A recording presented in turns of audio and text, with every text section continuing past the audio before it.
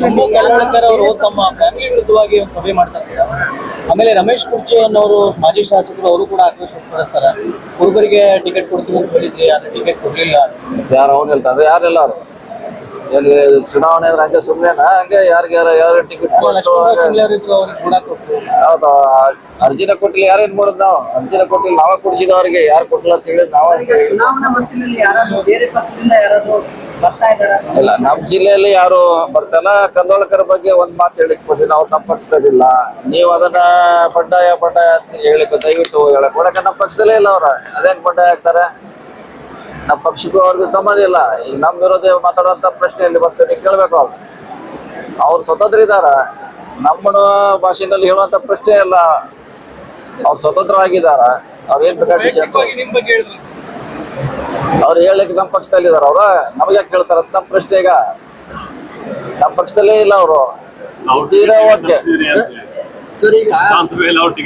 ಹೌದು, ಇವ್ರು ಒಮ್ಮೆ ಬಂದು 6 ತಿಂಗಳಾಗ ಕೊಡ್ಲಿಕ್ಕೆ ನಮ್ಮ ಕಾರ್ಯಕರ್ತರಲ್ಲಿ ಹೋಗ್ಬೇಕಂತ ನಮ್ಮ ಪ್ರಶ್ನೆ. ಅದಕ್ಕೆ ಕೊಡಿಸಿದ್ವಿ. ಇದು ಮುಂದೂ ಕೂಡ ಸಾಮಾನ್ಯ ಕಾರ್ಯಕರ್ತರಿಗೆ ಕೊಡ್ತೀವಿ. ಅಲ್ಲಿ ಅಡ್ವಾನ್ಸ್ ಹೇಳ್ತೀವಿ. 4 ವರ್ಷದ ಈಗ ಹೇಳ್ತೀನಿ, ಸಾಮಾನ್ಯ ಕಾರ್ಯಕರ್ತರಿಗೆ ಟಿಕೆಟ್ ಅಲ್ಲಿ ಕೊಡ್ತೀವಿ. ಅಧಿಕಾರದ ಮದದಿಂದ ಹೇಳಿರ್ಬೇಕು. ಅದು ದುರಂಕಾರ ಬರುತ್ತೆ ಅಲ್ರಿ. ನನಗೆ ಎಲ್ಲ ಗೊತ್ತು, ನಾನೇ ಎಲ್ಲ ಅಂತ ಏನು ಒಂದು ಅದು ಇರುತ್ತೆ ಅಲ್ಲ, ಆ ಭಾವನೆಯಿಂದ ಹೇಳಿದ್ರು ಹೇಳಿರ್ಬೇಕು. ಮೊದಲೇ ಇವರು 50 ವರ್ಷದ ನಂತರ ಮೊದಲು ಅವ್ರು ಕಾಂಗ್ರೆಸ್ ಪಾರ್ಟಿಯಾಗಿ ಇರ್ತಾರೋ ಇಲ್ಲೋ ಅನ್ನೋದನ್ನು ನೀವು ಗ್ಯಾರಂಟಿ ಮಾಡ್ಕೊಳ್ಳಿ. ಯಾಕೆ ರಮೇಶ್ ಕುರ್ಚಿ ಅವರು ಇಲೆಕ್ಷನ್ಗೆ ನಿಲ್ಲಬಾರ್ದು? ಅವ್ರಿಗೇನು ಅರ್ಹತೆ ಕಮ್ಮಿ ಇದೆ. ರಮೇಶ್ ಕುರ್ಚಿ ಅವರು ಇವರು ಪಾಲಿಟಿಕ್ಸ್ಗೆ ಬರೋಕ್ಕಿಂತ ಮೊದಲೇ ಅವರು MLA ಆಗಿದ್ದರು ಬೆಳಗಾವದಲ್ಲಿ. ಅದು 2 ಸರಿ MLA. ನಾನು ಒಂದೇ ಸಿಂಪಲ್ ಕ್ವಶನ್ ಕೇಳ್ತೀನಿ. ಹಾಗಾದ್ರೆ ಪ್ರಿಯಾಂಕಾ ಜಾರಕಿಹೊಳಿ ಅವರ ಅಪ್ಲಿಕೇಶನ್ ಹಾಕಿದ್ರ? ಅದು ಹಾಕಿದರೆ ಯಾವಾಗ ಹಾಕಿದ್ರು? ಅದು ಯಾವ ಮೀಟಿಂಗ್ನಾಗ ಅದನ್ನು ರೆಕಮೆಂಡ್ ಮಾಡಿ ಕಳಿಸಿದರು?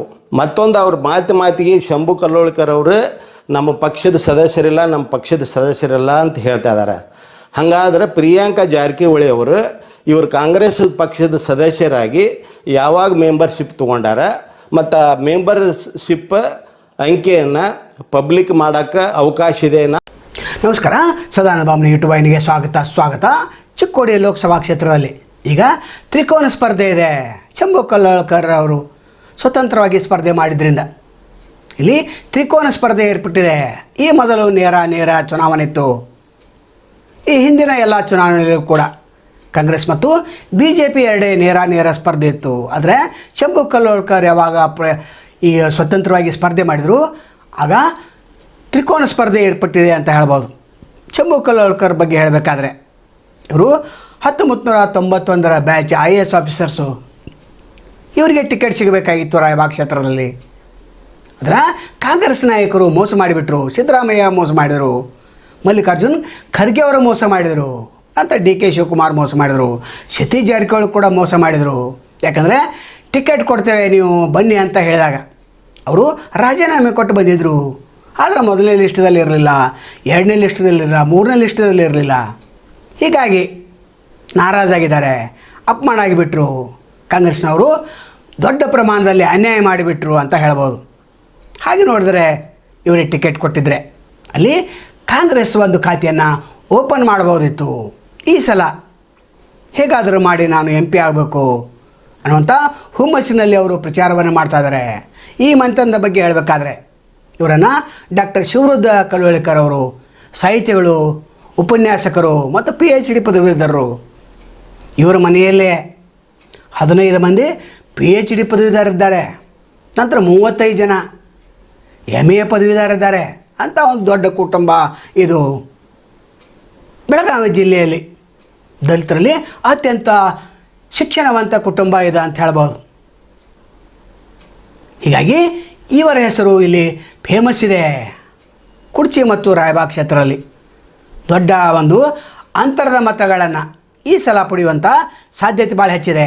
ಆದರೆ ಅನೇಕ ಕಾಂಗ್ರೆಸ್ ನಾಯಕರು ನೀವೇನು ಹಿಂದಕ್ಕೆ ಪಡಿಬೇಕಂತ ಪ್ರೆಷರ್ ಮಾಡ್ತಾಯಿದ್ದಾರೆ.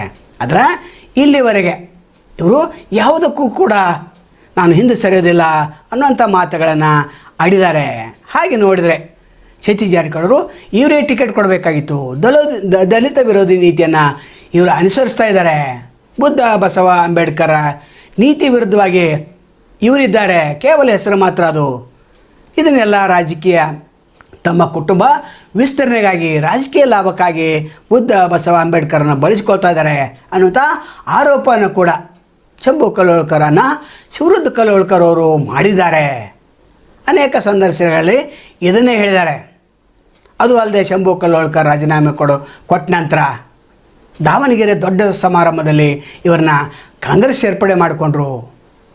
ನಂತರ ಬೆಳಗಾವಿ ಸಮಾವೇಶದಲ್ಲಿ ದೊಡ್ಡ ಪ್ರಮಾಣದಲ್ಲಿ ಇವರು ಭಾಗವಹಿಸಿದರು.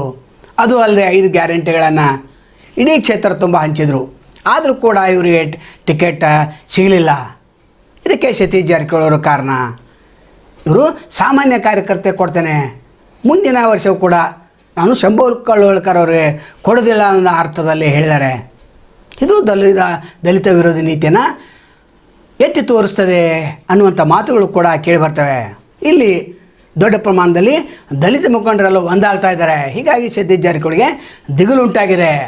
ಶಂಭು ಕಲ್ಲೋಳ್ಕರ್ ಕಡೆಯಿಂದ ದೊಡ್ಡ ಮೊತ್ತದ ಒಂದು ಮತ ಬ್ಯಾಂಕನ್ನು ಕಸಿದುಕೊಳ್ಳಬೇಕು ಅಂಥೇಳಿ ದಲಿತ ಮುಖಂಡರನ್ನು ಸತೀಶ್ ಜಾರಕಿಹೊಳಿ ಎತ್ತಿ ಕಟ್ತಾ ಇದ್ದಾರೆ. ಅದು ಅಲ್ಲದೆ ಇವರು 4 ಸಹೋದರರು ಕೂಡ ಅಲ್ಲಿ ಠಿಕಾಣಿ ಹೂಡು ಅಂತ ಮಾಡಿದೆ ಅಂತ ಹೇಳ್ಬೋದು. ಅಂದರೆ ಸತೀಶ್ ಜಾರಕಿಹೊಳಿ ಅಕ್ಷರಶಃ ಅಂಜಿದ್ದಾರೆ ಅಂತಲೇ ಹೇಳ್ಬೋದು.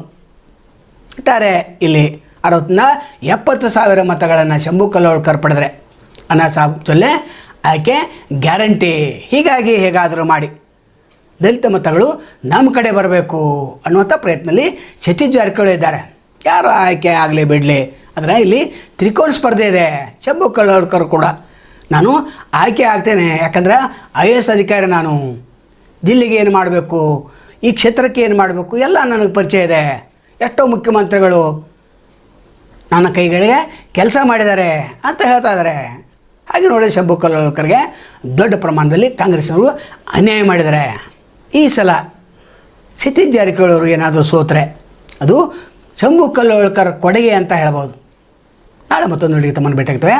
ಅಲ್ಲಿವರೆಗೆ ಎಲ್ಲಿ ಶುಭವಾಗಲಿ. ನಮಸ್ಕಾರ.